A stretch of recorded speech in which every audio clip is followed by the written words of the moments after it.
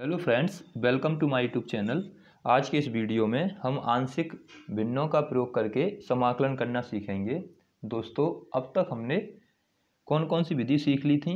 सबसे पहले हमने सीखा था सीधे सीधे फॉर्मूलों का प्रयोग करके, यानी सूत्र के द्वारा जो हमें फॉर्मूले पता थे उनके आधार पर समाकलन करना सीखा था। उसके बाद हमने सीखा था प्रतिस्थापन विधि द्वारा, यानी प्रतिस्थापन का प्रयोग करके सब्स्टिट्यूशन मेथड द्वारा समाकलन करना सीखा। उसके बाद हमने थर्ड मेथड क्या सीखा था। हमने थर्ड मेथड में जो त्रिकोणमितीय सर्वसमकाएं थीं, त्रिकोणमितीय सर्वसमकाओं का प्रयोग करके फॉर्मूले बताए थे त्रिकोणमितीय वाले, उनका प्रयोग करके त्रिकोणमितीय सर्वसमकाओं का प्रयोग करके ट्रिग्नोमेट्रिक आइडेंटिटीज़ का प्रयोग करके हमने समाकलन करना सीखा। उसके बाद फोर्थ नंबर पर हमने कुछ विशेष प्रकार के समाकलन सीखे थे, जो पी एक्स प्लस के क्यू अपॉन में ए एक्स स्क्वायर प्लस के बी एक्स प्लस के सी की फॉर्म में थे, या 1/√में ए एक्स स्क्वायर प्लस के बी एक्स प्लस के सी, इनका सबका एक ही मेथड था। हमें इसको क्या करना था, पूर्ण वर्ग बना के, कौन सा मेथड था ये, हमको पूर्ण वर्ग बना के उनका समाकलन करना था। तो इस तरह से हमने 4 मेथड अब तक सीखे हैं।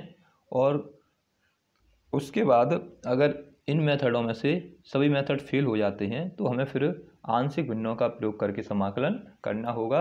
जब फॉर्मूला सीधे सीधे फॉर्मूला भी ना लगे, सीधे सीधे प्रतिस्थापन विधि भी ना लग पाए, इनका भी प्रयोग ना हो त्रिकोणमितीय सर्वसमकाओं का, और जो विशेष प्रकार के समाकलन थे पूर्ण वर्ग बनाकर भी हम समाकलन नहीं कर पा रहे हैं, तो हमें आंशिक भिन्नों का प्रयोग करके समाकलन करना होगा।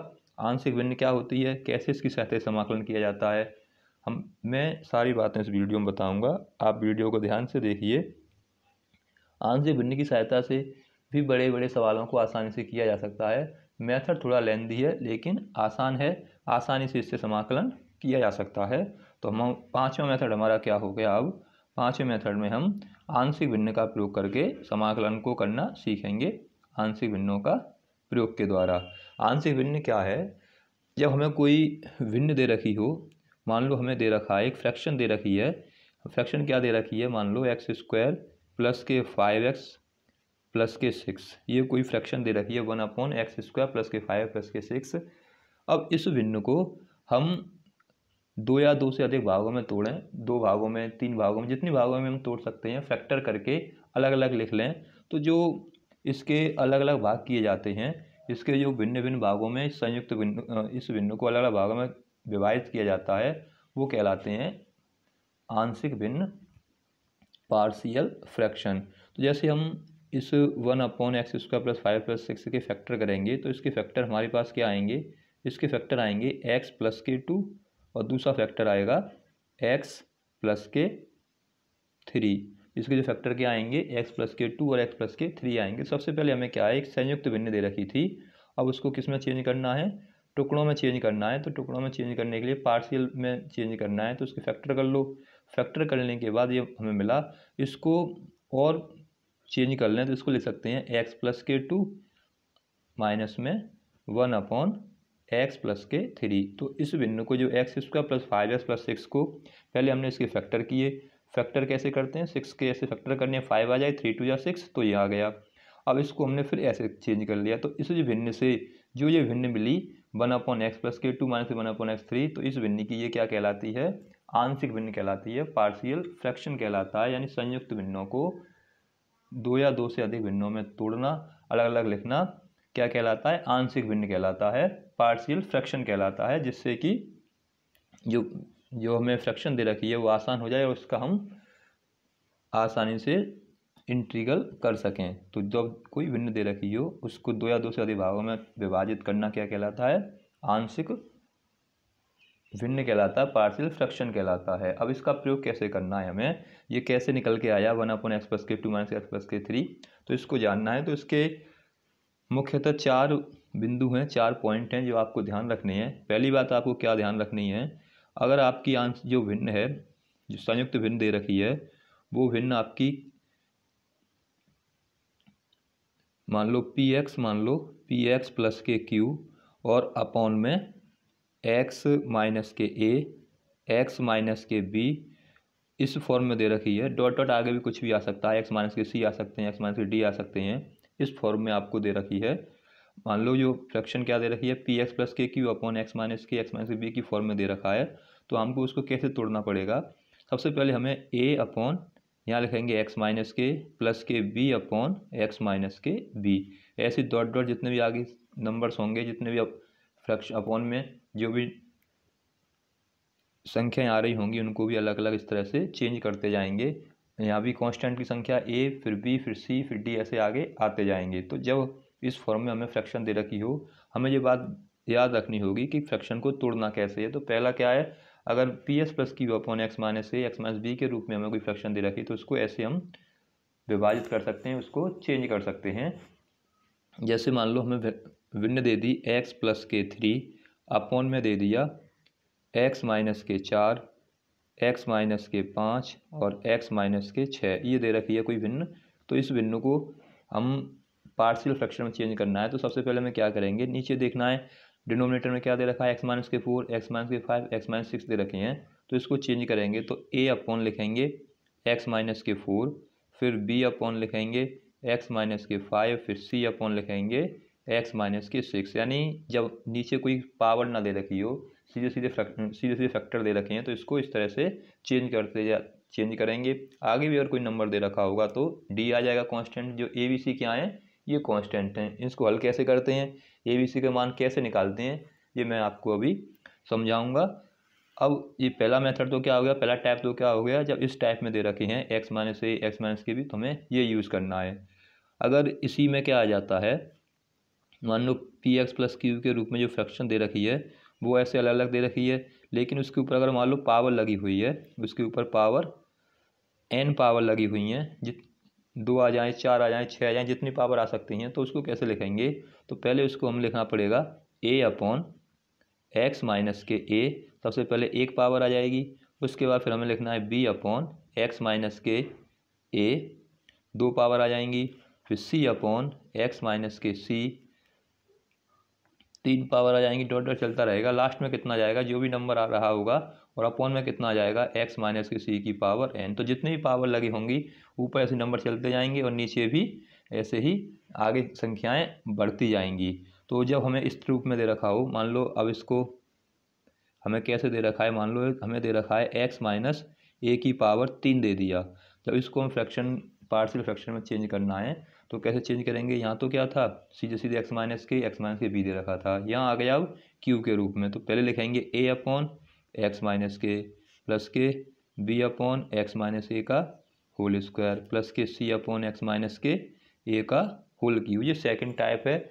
इसको हम क्या करना पड़ता है, जितनी पावर दे रखी हो, 3 पावर दे रखी हैं तो 3 कांस्टेंट लेने हैं। पहले में 1 पावर आएगी, दूसरे में 2, तीसरे में 3। अगर 4 पावर होती तो इसमें 4 पावर आ जाती। तो इस तरह से पार्शियल फ्रैक्शन में सेकंड टाइप ये हो गया। अगर इस तरह की फॉर्म में दे रखी है हमें कोई क्वेश्चन, इस तरह की हमें फ्रैक्शन दे रखी है, तो उसको पार्शियल फ्रैक्शन में कैसे तोड़ेंगे, इस तरह से चेंज करेंगे, ए बी सी के मान निकाल लेंगे।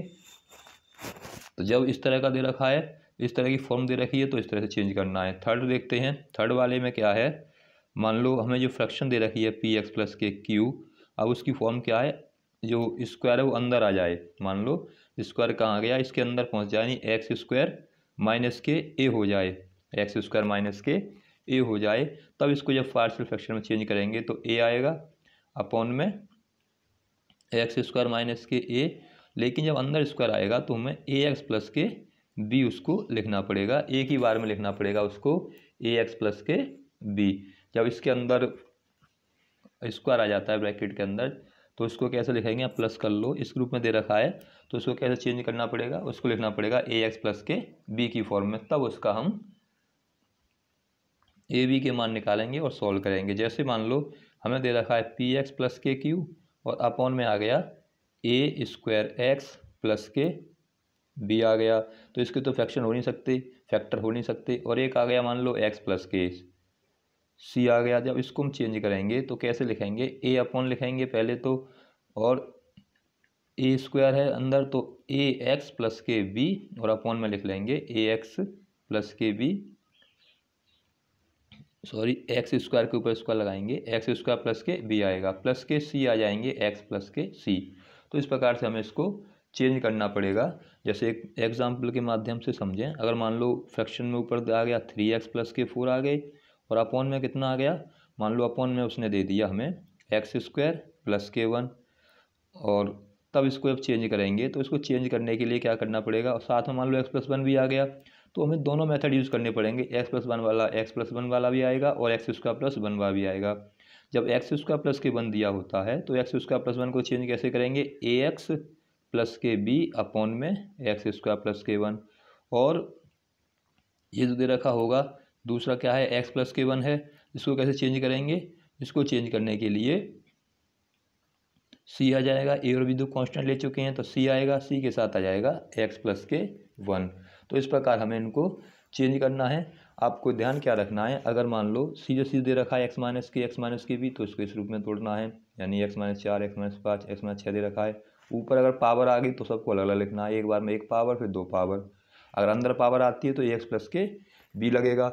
और फोर्थ वाले में क्या है, अगर दो कंबाइंड आ जाते हैं, अगर दो कंबाइंड दे रखे हैं, दोनों कंबाइंड को क्या करना पड़ेगा, हमें अलग अलग लिखना है। यानी दो टाइप की फ्रैक्शन एक साथ दे रखी हैं तो पहली टाइप की फ्रैक्शन का भी यूज़ करना है और सेकंड टाइप की फ्रैक्शन का भी यूज़ करना है। दोनों टाइप की फ्रैक्शनों का हमें यूज़, एक ही उसमें दोनों टाइप की फ्रैक्शन लगा लेंगे। इस तरह से हमें इसको सॉल्व करना पड़ेगा। जैसे मान लो हमें दे रखा है 3x प्लस के 7 और अपॉन में दे दिया x माइनस के 1 और यहाँ दे दिया एक्स स्क्वायर माइनस के 7 और इसके ऊपर भी स्क्वायर आ गया। इस तरह से हमें फ्रैक्शन दे रखी है तो हमें इसमें क्या यूज़ करना पड़ेगा, सबसे पहले तो ए लगाना ही लगाना है। x माइनस वन है, इस पर बिना पावर वाला है, कहीं भी घात नहीं लगी हुई तो x माइनस वन आ जाएगा। अब प्लस के इसको देखना है तो एक्स स्क्वायर माइनस के 7 लगा हुआ है, एक्स स्क्वायर है ब्रैकेट के अंदर और ऊपर भी इसके स्क्वायर लगा हुआ है। तो जो ऊपर स्क्वायर है वो तो कौन सी टाइप का हो गया, ये सेकंड टाइप का हो गया, एक्स की पावर एन वाले टाइप का, यानी एक्स की माइनस ए की पावर वाला। और जो अंदर स्क्वायर लगा हुआ है वो थर्ड टाइप का हो गया। तो पहले तो इसमें ये लगाएं अंदर वाले ब्रैकेट के अनुसार थर्ड टाइप, तो ये तो लिख चुके हैं। तो बी एक्स प्लस के सी आ जाएगा और यहाँ आ जाएगा एक्स स्क्वायर माइनस के 7। अगले वाले में क्या करेंगे, बी एक्स आ गया, सी आ गया और उसके बाद क्या आएगा, अब डी एक्स प्लस के सी, डी एक्स प्लस के ई और साथ में कितना आ जाएगा एक्स स्क्वायर माइनस के 7 का स्क्वायर। क्योंकि जब ब्रैकेट के ऊपर स्क्वायर लगा हुआ है यानी स्क्वायर के रूप में फ्रैक्शन दे रखी है तो इसको क्या लिखते हैं, दो बार लिखना पड़ता है। और अंदर स्क्वायर लगा हुआ है, एक्स के ऊपर अंदर स्क्वायर है तो हमें उसको बी एक्स प्लस सी करके लिखना पड़ता है। यानी अगर हमारे पास क्या है, होल स्क्वायर बना हुआ है तो उसको दो बार लिखना है, होल क्यूब बना हुआ है तो 3 बार लिखना है और अंदर स्क्वायर लगा हुआ है तो उसको बी एक्स प्लस सी या सी एक्स प्लस डी के रूप में हमें चेंज करना पड़ता है। तो इस तरह से हमें 4 ये मेथड याद रखने हैं, इससे आप सारी जो फ्रैक्शन है उनको चेंज कर पाएंगे। नोट पॉइंट में क्या याद रखना है आपको, एक नोट पॉइंट भी याद रखना है। नोट पॉइंट में क्या याद रखना है कि जब हर की फ्रैक्शन यानी हर की भिन्न बड़ी हो, यानी बड़ी का मतलब क्या है, उसकी घात अधिकारी हो। जब हर की भिन्न बड़ी हो और अंश की छोटी तो हमें उसमें भाग देना पड़ेगा। तो हर का पहले अंश में भाग देंगे। तो पहले हमें क्या करना पड़ेगा, जब हर की भिन्न बड़ी हो अंश की छोटी हो तो हर का पहले हम अंश में भाग देंगे। छोटी बड़ी का पता कैसे चलेगा, हमें जो भिन्न दे रखी है, अगर हम ऊपर जो अंश में दे रखी है, अंश में जो वैल्यू दे रखी है, मान लो अंश में दे रखा है 3x क्यू प्लस के 2x प्लस के 1 और हर में हमें जो वैल्यू दे रखी है वो दे रखी है एक्स स्क्वायर प्लस के 1 प्लस के 2x ये दे रखी है। तो यहाँ से देखिए फ्रैक्शन में ऊपर 3 पावर है और अपॉन में कितनी पावर है, अपॉन में 2 पावर हैं। तो क्योंकि अंश में 3 पावर हैं, अपॉन में 2 पावर हैं, इसका मतलब क्या है कि एक्स स्क्वायर का भाग एक्स क्यू में चला जाएगा। जब एक्स स्क्वायर का भाग एक्स क्यू में जा रहा है यानी अंश का भाग अंश में हर का भाग जा रहा है तो पहले हर का अंश में भाग देंगे, तो उसके बाद हमें फ्रैक्शन पार्शियल फ्रैक्शन में उसको तोड़ना है, फिर उसके बाद हमें ये रूल्स लगाने हैं। तो पहले हमें ये देखना है कहीं ऐसा तो नहीं है कि अंश में जो पावर दे रखी है एक्स की वो बड़ी हो। अगर अंश में एक्स की पावर बड़ी है तो पहले हम हर की पावर का उसमें भाग देंगे, भाग देने के बाद उसको सॉल्व करेंगे। जैसे मान लो एक्स क्यू प्लस के 1 दे रखा हो, यहाँ दे रखा है एक्स प्लस के 1, तो पहले हम इसको भाग देना पड़ेगा क्योंकि ऊपर 3 घात हैं नीचे 1 घात है। तो पहले भाग देंगे, भाग कैसे देंगे एक्स प्लस 1 का, एक्स क्यू प्लस 1 लिखेंगे, और यहाँ से जब एक्स का भाग देंगे तो एक्स स्क्वायर बढ़ जाएगा, तो यहाँ जाएगा एक्स क्यू प्लस के एक्स स्क्वायर। अब यहाँ सब्ट्रैक्ट कर दें, कट जाएगा, तो यहाँ से तो कितना आ जाएगा, यहाँ से तो हमारा कितना आ जाएगा, यहाँ बचेगा हमारा एक्स स्क्वायर माइनस में और प्लस के 1, फिर जाएगा इसमें एक्स की बार एक्स बार जाएगा माइनस के एक्स बार, तो माइनस के एक्स स्क्वायर माइनस के एक्स आ जाएंगे, ये प्लस एक कट जाएंगे, तो कितनी बार गया एक्स स्क्वायर माइनस के एक्स बार, तो भाग गया, बचा कितना शेष बचा हमारे पास, शेष कितना बचा, फिर एक्स बार चला जाएगा, तो एक्स स्क्वायर प्लस 1 बार जाएगा, यहाँ प्लस हो जाएगा तो 1 बार जाएगा, और जितने बचेंगे शेष आ जाएगा ऊपर 1 और एक्स प्लस के 1। तो इस तरह से हमें इसमें भाग देना पड़ेगा। भाग देने के बाद जो संख्या निकल के आएगी उसको हमें रखना है। जैसे मान लो एक और एग्जाम्पल लें, तो जितने भी बार उसमें भाग जा रहा होगा उसका उसमें पहले भाग देना पड़ेगा, उसके बाद उसको सॉल्व करना है। जैसे ऊपर दे रखा है x4 प्लस के 3 एक्स प्लस के 1 और अपॉन में दे दिया एक्स क्यू प्लस के 1। तो पहले हम इसको क्या करेंगे, ये ऊपर बड़ी घात आ गई 4 नीचे घात 3 है, तो पहले एक्स क्यू का हमें भाग देना है। जब एक्स क्यू का भाग दे लेंगे उसके बाद हमें उसको सॉल्व करना है। तो जब एक्स क्यू का इसमें भाग दे रहे हैं तो एक्स बार जाएगा केवल, तो x4 आ जाएंगे, यहाँ आ जाएगा एक्स क्यू और एक्स आ जाएगा, तो यहाँ तो इसमें सब्ट्रैक्ट करें, इसको सब्ट्रैक्ट करें तो कट ही जाएगा, 3x में से x के 2x बचेंगे और प्लस के 1 बचेगा, 2x प्लस के 1, इतनी बार इसका भाग जाएगा। अब इसमें पावर कैसी होगी, यहाँ 3 पावर है, यहाँ 2 पावर है, तो इसका भाग जाएगा नहीं, तो जितनी बार जाता है उसको लिखो यहाँ, और प्लस के जो शेष बचा है उसको ऊपर लिख दीजिए, उसके अपॉन में जितना अब हमें भाग दे रहे थे यानी x प्लस 3 अपॉन में लिखा हुआ था उसको सेम टू सेम ऐसे ही। तो इस तरह से पार्शियल फ्रैक्शन को तोड़ना पड़ेगा। जब कभी ऐसी स्थिति बनती है कि हर में दे रखा है हमें छोटी संख्या और हर में हमें जो x की घात है वो छोटी दे रखी हो और अंश में x की घात बड़ी दे रखी हो, तो हमें पहले इसमें डिवाइड देना है। तो इस तरह से पार्शियल फ्रैक्शन का प्रयोग करना है। अब क्वेश्चन देखिए कैसे इसको क्वेश्चनों में अप्लाई करना है, कैसे क्वेश्चनों को सॉल्व करना है। तो एक्सरसाइज 7.5 देखते हैं। एक्सरसाइज 7.5 पहला क्वेश्चन हमें दे रखा है। पहले तो हमें प्रयास यही करना होता है कि पुराना मेथड हमारा लग जाए। अगर पुराना मेथड यूज नहीं हो रहा है तब हमें पार्शियल फ्रैक्शन या जो भी मेथड हमने सीखे हैं उनका प्रयोग करना होता है। तो x प्लस 1 एक्स प्लस के 2 ये हमें दे रखा है, dx इसका इंटीग्रेशन करना है। तो सबसे पहले अगर पुराने मेथड यूज़ करना चाहें, अगर हम यहाँ से या तो इसको पूर्ण वर्ग बनाएं, बस वो तो लग सकता है पूर्ण वर्ग वाला, क्योंकि इसमें क्या करें पहले ब्रैकेट को ओपन कर लें और ब्रैकेट को ओपन करने के बाद ऊपर ये पी एक्स प्लस क्यू की फॉर्म बन जाएगी, अपॉन हो जाएगा ए एक्स स्क्वायर प्लस के बी एक्स प्लस के सी।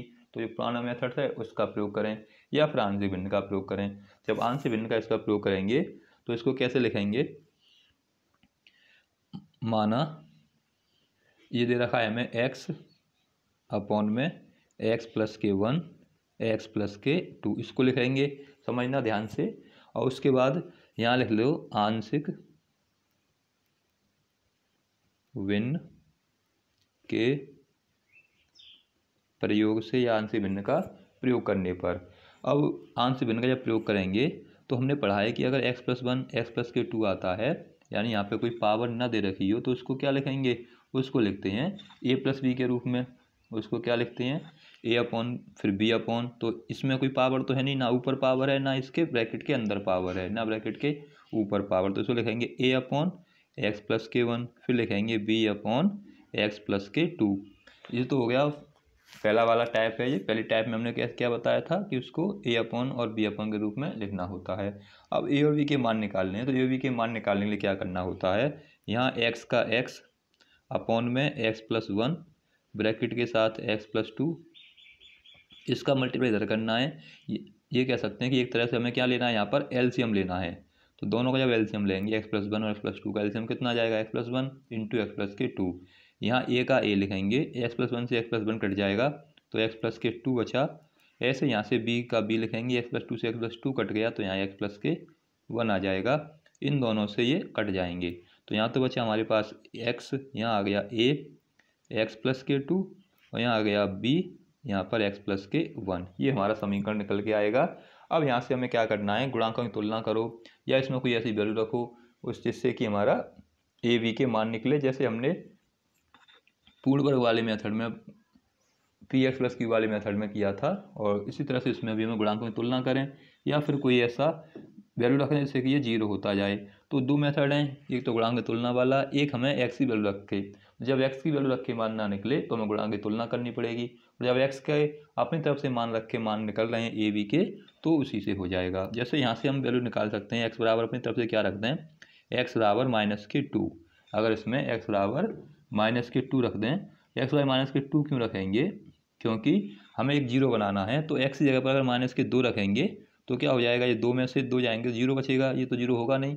तो हमें सबसे पहले ये देखना होता है कि क्या वैल्यू रखें इसमें, जिससे कि हमारा एक जो गुणनखंड आ जाता है, एक फैक्टर वो जीरो हो जाए।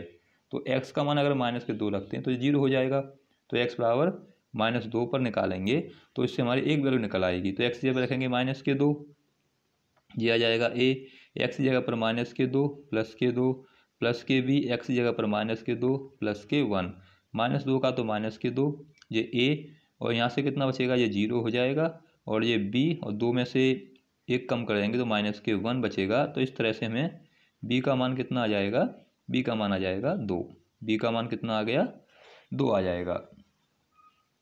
अब जब बी का मान निकल आया, अब उसके बाद किसका मान निकालना है, हमें निकालना है ए का मान। तो ए का मान निकालना है तो बी बराबर जीरो होना चाहिए। बी जीरो कब होगा, जब एक्स की जगह पर -1 आ जाएगा। ये हमें अपनी तरफ से ही रखना है, ऐसा कुछ नहीं कि क्या रखना है, वो हमें इसके अनुसार चलना होगा। यहाँ पर 1 है तो -1 रख दो, अगर मान लो यहाँ पर -3 होते तो एक्स का मान हमें क्या रखना पड़ता, +3 रखते, जिससे कि ये जीरो हो जाए। तो अब क्या रखना है यहाँ पर, अब यहाँ रखेंगे एक्स बराबर -1 पर, एक्स का -1 रखेंगे यहाँ पर, इस वाले समीकरण रखना है, तो यहाँ हो जाएगा -1 और ये हो जाएगा a -1 +2 प्लस के बी -1 और +1, ये निकल के आएगा। अब यहाँ से इसको समीकरण 1 मान लें, जरूरत पड़ेगी बाद में इसकी वैल्यू लगाने की। तो -1 हो गया, अब दो में से एक जाएगा तो यहाँ बचेगा 1, तो इसको a लिख लो, ये हो जाएगा 0, तो ये का मान कितना आ गया, -1 आ गया। इस तरह से हमने ए और बी के मान निकाल लिए। तो इस तरह से हम ए और बी के मान निकालते हैं। हमने एक्स की जगह पर ऐसी वैल्यू रखनी होती है जिससे कि उसका मान, किसी एक का मान 0 हो जाए। तो यहाँ दो फैक्टर थे, इसलिए इसमें रखने पर इसका मान 0 आ गया था, एक बार इसका 0 कर लिया। या फिर दूसरा मेथड ये है कि इसे गुणांकों की तुलना करें, समीकरण बन जाएंगे, उन समीकरणों को हल कर लें।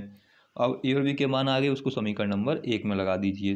तो समीकरण 1 में हमारे पास है एक्स अपॉन में x + k1, दूसरे ब्रैकेट में x + k2, a की वैल्यू हमारे पास है -k1 अपॉन में x + k1, b की वैल्यू हमारे पास है 2 अपॉन में x + k2। ए और बी के मान ये हमने यहाँ लगा दिए। तो इसका मतलब क्या है कि x अपॉन x + 1, और इसकी वैल्यू कितनी आ गई हमारे पास, इसकी वैल्यू ये निकल के आ गई। अब हमें क्या करना है, इसका दोनों ओर का समाकलन कर लें। जो समीकरण 1 में वैल्यू लगाई इसका समाकलन कर लें और इसका समाकलन कर दें। तो दोनों ओर का समाकलन करेंगे x के सापेक्ष, तो यहाँ तो आ जाएगा x अपॉन में x + k1, दूसरे ब्रैकेट में x + k2 dx, और इसी अलग अलग लिख लें। अब तो यहाँ जाएगा -k1 upon x + k1 dx, और दूसरे ब्रैकेट में जाएगा +k2 बाहर 1 अपॉन x + k2 dx। इसको तो ऐसे ही रखें, इसका तो हमें समाकलन करना ही करना है। तो x + k1, दूसरे ब्रैकेट में x + k2 dx, इसका जब समाकलन करेंगे तो -k log x प्लस हो जाए, x + 1 हो जाएंगे, ये log का सीधे सीधे अवकलन समाकलन हो गया। इसे वो लिख लेंगे तो 2, ये x + k2 का समाकलन आ जाएगा, प्लस के इंटीग्रल कांस्टेंट c। तो इस तरह से यहाँ से कितना आ जाएगा, -k log x + k1, और ये तो इसको log का फॉर्मूला यूज़ कर लें तो इसको ले सकते हैं, माइनस का तो ऐसे ही दिखा रहने दो, x + k1, इस 2 को क्या करें, इस 2 को इसके ऊपर ले जाया जा सकता है। तो ये हो जाएगा log x + k2 का स्क्वायर प्लस के सी, तो ये हो गया log, और ये log, तो ये log m का मान मान लो, इसे n का मान मान लो। तो log m माइनस के n क्या होता है, log m अपॉन n होता है। तो इसको लिख लें m ऊपर, और ये x + k1 और प्लस इंटीग्रल कांस्टेंट c। तो ए log x + 2 की पावर 2 अपॉन x + 1 इसका आंसर हो जाएगा। तो इस तरह से हम आंशिक भिन्न का प्रयोग करके समाकलन कर सकते हैं। तो ये log का फॉर्मूला लगा के हमने यहाँ से सॉल्व कर लिया। तो ये था आपका क्वेश्चन नंबर 1, आपकी समझ में आ गया होगा। अगला क्वेश्चन देखते हैं। आपको करना क्या है, इंटीग्रल का प्रयोग करना है। आंशिक भिन्न के प्रयोग करने के बाद उसको सिंपल बनाना है और उसको फिर इंटीग्रेट कर देना है। क्वेश्चन नंबर 2 देखिए, क्वेश्चन नंबर 2 क्या दे रखा है। क्वेश्चन नंबर 2 हमें दे रखा है 1/x² - 9, ये हमें दे रखा है। तो हम इसको आंशिक भिन्न से भी कर सकते हैं और सीधे भी कर सकते हैं। तो देखिए पेपर टाइम में जब सॉल्व करेंगे तो वहाँ तो ये कहेगा नहीं कि आंशिक भिन्न से सॉल्व कीजिए या इस मेथड से सॉल्व कीजिए, हमें खुद सोचना है। तो अगर आंशिक भिन्न से जब सॉल्व करना होता तो पहले इसको कैसे लिखेंगे, इसको dx का dx, इसको x² लिख सकते हैं, इसको 3 का स्क्वायर। अब इसके फैक्टर हो जाएंगे, फैक्टर क्या हो जाएंगे, dx का तो dx, a² - b² बनना है तो एक ब्रैकेट में तो x + k3 और दूसरे ब्रैकेट में आ जाएंगे x - k3। अब पुराना वाला सवाल बन गया, ऊपर तो क्या आ गया 1, तो यहाँ पे जो x था उसकी जगह पर तो 1 आ गया, यहाँ चलेगा 1/x + k3 और x - k3, यहाँ लिख लेंगे a/x + k3, यहाँ लिख लेंगे a/b/x - k3। ये तो हो गया पार्शियल फ्रैक्शन वाला मेथड, जो इस तरह से हमने किया था। इसको हम चाहें तो वैसे भी कर सकते हैं। अभी किसका फॉर्मूला बन गया, तो a² हो गया, ये हो गया b²। तो a² - b² जब दे रखा हो विदाउट अंडर रूट में तो लॉग का फॉर्मूला बनता है, तो सीधे सीधे फॉर्मूला लगा सकते हैं। तो फॉर्मूला होता है 1/2a log x - ka और x + ka प्लस के इंटीग्रल कांस्टेंट c। तो ये फॉर्मूला होता है। तो a का मान तो यहाँ 3 है और x का मान x है, तो सीधे सीधे फॉर्मूला भी यूज़ कर सकते हैं। एक ही जगह पे लगा देंगे 3 log x की जगह पे तो रहेगा x, एक ही जगह पर 3 x और एक ही जगह पर कितना आ जाएगा, यहाँ पे लिखिए x² - के a² के रूप में। तो यहाँ पे कितना आ जाएगा, एक ही जगह पर आ जाएगा हमारा 3 और किसके साथ, प्लस के साथ, प्लस इंटीग्रल कांस्टेंट c। तो 1/3 2 या 6 हो गया और ये हो जाएगा log x - k3 x + k3 + के c।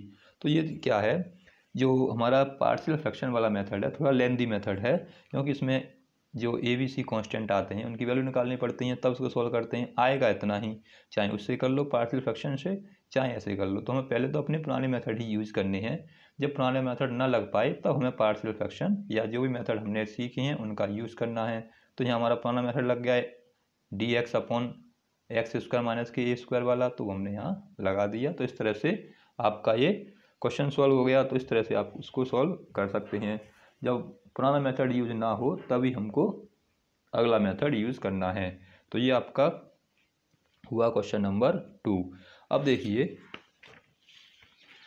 थर्ड क्वेश्चन देखते हैं। थर्ड क्वेश्चन में हमें दे रखा है 3x - k1 में। आपको थर्ड क्वेश्चन करने के बाद पूरी तरह से पार्शियल फ्रैक्शन समझ में आ जाएगी। पार्शियल फ्रैक्शन में करना क्या होता है, बहुत सारी चीज़ें आपको इससे क्लियर हो जाएंगी। तो ये हमें दे रखा है 3x/x - 1 x - 2 x - k3। कोई स्क्वायर नहीं है, किसी भी नंबर, किसी भी संख्या पर, किसी भी x पर कोई होल स्क्वायर नहीं है। तो सीधा सीधा पहला मेथड हमारा यहाँ लगना ही लगना है। और कोई मेथड लगाना चाहें तो वो लग नहीं पाएगा, क्योंकि पहले हम ब्रैकेट ओपन करना पड़ेंगे, फिर उसके बाद क्यू पावर आ जाएगी, क्योंकि 3 दे रखी हैं। तो क्यू में हमने कोई मेथड पढ़ा नहीं था, कोई अभी तक मेथड सीखा नहीं है। तो इसमें पार्शियल फ्रैक्शन ही हमें लगानी पड़ेगी। तो यहाँ लिखें आंशिक भिन्न का प्रयोग करने पर, आंशिक भिन्न का प्रयोग करेंगे तो इसे लिखेंगे 3x - k1, यहाँ लिखेंगे x - k1 x - k2 और x - k3। इसको लिखना है। जब पार्शियल फ्रैक्शन यूज़ करेंगे तो यहाँ जाएगा a/x - k1, 3 दे रखे हैं तो 3 कांस्टेंट लेने पड़ेंगे। x - k 3 गुणनखंड दे रखे हैं तो 3 हमें यहाँ क्या करना है, 3 कांस्टेंट लेने हैं। तो ये समीकरण नंबर 1 मान लो। अब इसको हमें कैलकुलेट करना है। तो कैलकुलेट करने के लिए यहाँ तो 3x - k1 आएगा अपॉन में x - k1 x - k2 और x - k3। एलसीएम ले लेंगे, एलसीएम आ जाएगा x - k1 x - k2 और x - k3। ए का ए आ जाएगा, x - 1 से x - 1 कट जाएंगे तो x - k2 और x - k3 आएंगे। इसी तरह से अब देखिए b लिखेंगे पहले तो। अब x - 2 से x - k2 कटेंगे, यानी जो अपॉन में लिखा होता है वो संख्या b के साथ नहीं आएगी। ऐसे ही c के साथ जो अपॉन में लिखा हुआ है वो संख्या c के साथ नहीं आएगी। तो b के साथ कितना आएगा, x - k1 आएगा और x - k3 आएंगे। इसी तरह से सी के साथ एक्स माइनस के 3 नहीं आएगा, एक्स माइनस के 1 और एक्स माइनस के 2 आएंगे, ये निकल के आएगा। अब देखिए एक्स माइनस 1 से एक्स माइनस के,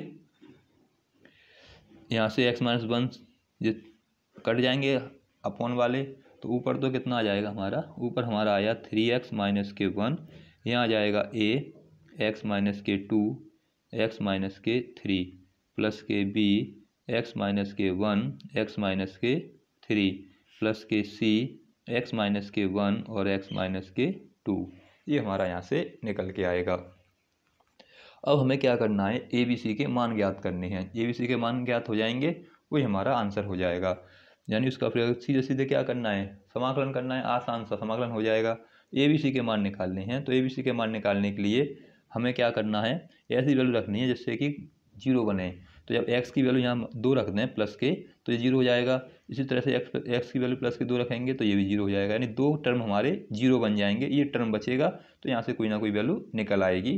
तो हम क्या करें, इसमें x बराबर 2 रखने पर, अपनी तरफ से रखनी होती हैं ये वैल्यू, अपनी तरफ से सोचना होता है कि क्या वैल्यू रखें जिससे कि 0 आ जाए। इसमें कोई वैल्यू दे नहीं रखी होगी, ऐसा नहीं कि उसमें कहीं से वैल्यू देगा वो, हमें खुद सोचना है कि क्या वैल्यू रखें जिससे कि ये 0 बने। अब यहाँ रखेंगे x बराबर 2, तो 3 गुणा 2 माइनस के 1, a का a माइनस के 2 दे रखेंगे, प्लस के 2 आ जाएंगे। यहाँ रख देंगे x यहाँ पर 2 माइनस के 3, b x यहाँ पर 2 माइनस के 1, x जगह पर 2 माइनस के 3 प्लस के c x जगह पर 2 माइनस के 1, x जगह पर 2 माइनस के 2। अब यहाँ से 3 दूनी 6, 6 में से 1 गया तो 5 बचेंगे, 2 में से 2 गया तो 0 हो जाएगा। यहाँ 2 में से 1 गया तो 1 बचेगा, तो b लिख लें, और 2 में से 3 जाएंगे तो माइनस के 1 बचेंगे। यहाँ पे 2 में से 1 गया तो 1 बचेगा, 2 में से 2 गए तो 0। तो इस वजह से जो b का मान निकल के आया वो माइनस के 5 निकल के आ जाएगा, क्योंकि यहाँ कितना आएगा, माइनस के 1 आएगा, और माइनस के 1 इधर पहुँचाएंगे तो माइनस के 5 हमारा निकल के आ जाएगा। किसका मान, b का मान कितना निकल आया, माइनस के 5 आ गया। उसके बाद b का मान आया। अब देखें, जैसे यहाँ पर अगर हम x जगह पर 3 रख दें, प्लस के x जगह पर 3 रख दें, ये 0 हो जाएगा। x जगह पर 3 रखने पर ये भी 0 हो जाएगा, तो हमें 2 0 फिर मिल जाएंगे x बराबर 3 रखने पर। तो फिर क्या करें, x बराबर 3 रख दें, x बराबर 3 रखने पर, तो इसको तो फर्स्ट माना था, इसको सेकंड मान लें क्योंकि इसका बार बार यूज हो रहा है। तो x बराबर 3 रखने पर समीकरण नंबर 2 में x बराबर 3 रखेंगे, तो यहाँ पे रखेंगे 3, तो यह आएगा 3 गुणा 3 माइनस के 1, a की जगह पर a, यहाँ जाएगा 3 माइनस के 2, यहाँ हो जाएगा 3 माइनस के 3। इसी तरह से b 3 माइनस के 1, यहाँ हो जाएगा 3 माइनस के 3 प्लस के c 3 माइनस के 1 और 3 माइनस के 2। 3 3 9, 9 में से 1 कम कर देंगे, 8 बचेंगे। a ये तो हो जाएगा कितना, 3 में से 3 गए तो 0, तो यहाँ 0 लिख लो। ऐसे ही b 3 में से 1 गया तो कितने बचेगा, 2 बचेगा, और 3 में से 3 गए तो 0 हो गया। यहाँ बचेंगे c 3 में से 1 गए तो 2, और 3 में से 2 गया तो 1। तो सॉल्व करेंगे तो 8 का तो 8 आ जाएगा, a में गुणा किया है 0 का 0 हो जाएगा, यहाँ भी 0 हो गया, तो यहाँ क्या बचेगा 2c। तो यहाँ से c का मान कितना निकलेगा, 8/2, तो कितना आ गया 4। तो c का मान कितना आ जाएगा हमारा, c का मान निकल आया 4। इस तरह से 2 मान हमारे निकल आए b और c के। हमें सभी मान निकालने होते हैं जितने भी हमने कांस्टेंट लिए हैं। अब a का मान निकालना है, तो देखिए यहाँ पर x बराबर अगर 1 रख दें तो 0 हो जाएगा। इस तरह से x बराबर 1 इसमें रख देंगे तो ये भी 0 हो जाएगा।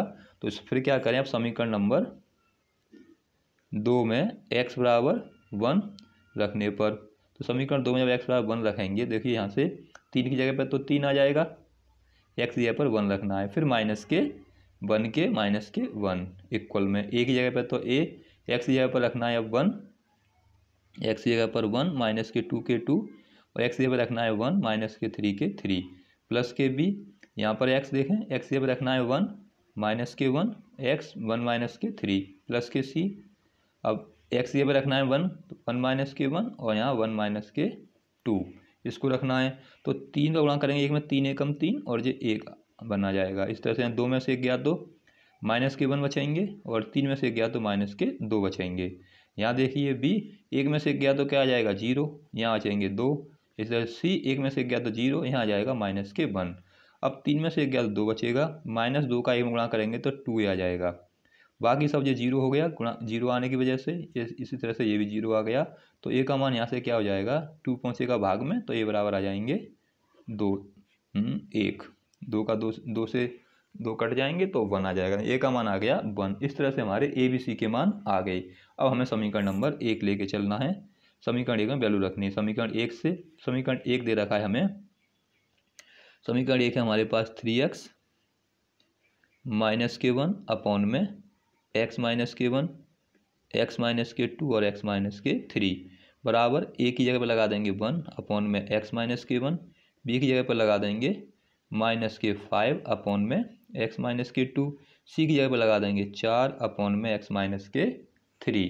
ये आ गया। दोनों ओर का समाकलन कर लें, तो इधर भी समाकलन का निशान लगा दें, दोनों का समाकलन करना है हमें। तो dx और इधर भी क्या जाएगा समाकलन और dx अलग अलग लिख लें। तो इसको लिख सकते हैं 3x माइनस के 1, x माइनस के 1, x माइनस के 2 और x माइनस के 3। ये हो गया dx। यहाँ से इंटीग्रेशन x माइनस के 1 dx प्लस के माइनस के 5 x माइनस के 2 dx प्लस के 4 x माइनस के 3 dx। जो भी मान निकल के आए थे वो मान हमने यहाँ लगा दिए। अब यहाँ से आगे सॉल्व करेंगे तो सीधे इंटीग्रल करना है। तो ये किसका हो जाएगा इंटीग्रल, लॉग x माइनस 1 का इंटीग्रल हो गया, माइनस 5 का माइनस के 5, ये लॉग x माइनस 2 का इंटीग्रल हो गया, 4 का 4, तो ये लॉग x माइनस 3 का इंटीग्रल हो गया, प्लस के इंटीग्रल कांस्टेंट c। तो इस तरह से हमारा ये आंसर हो जाएगा। लॉग में मॉड यूज़ कर लेते हैं तो मॉड लगा लीजिए, तो ये हमारा आंसर हो जाएगा लॉग x माइनस के 1 माइनस के 5 लॉग x माइनस के 2 प्लस के 4 लॉग x माइनस के 3। तो इस तरह से आपको क्वेश्चनों को सॉल्व करना है। आप क्वेश्चनों को सॉल्व कीजिए। आगे क्वेश्चन मैं आपको अगले वीडियो में बताऊंगा। जो भी बात समझ में ना आए आप मुझे कमेंट बॉक्स में कमेंट कर सकते हैं। और चैनल को अगर आपने सब्सक्राइब नहीं किया है अभी तक तो चैनल को सब्सक्राइब जरूर कर लें और बेल आइकन को प्रेस करें, जिससे कि आने वाले वीडियो नोटिफिकेशंस भी आपको मिलते रहें। वीडियो देखने के लिए धन्यवाद।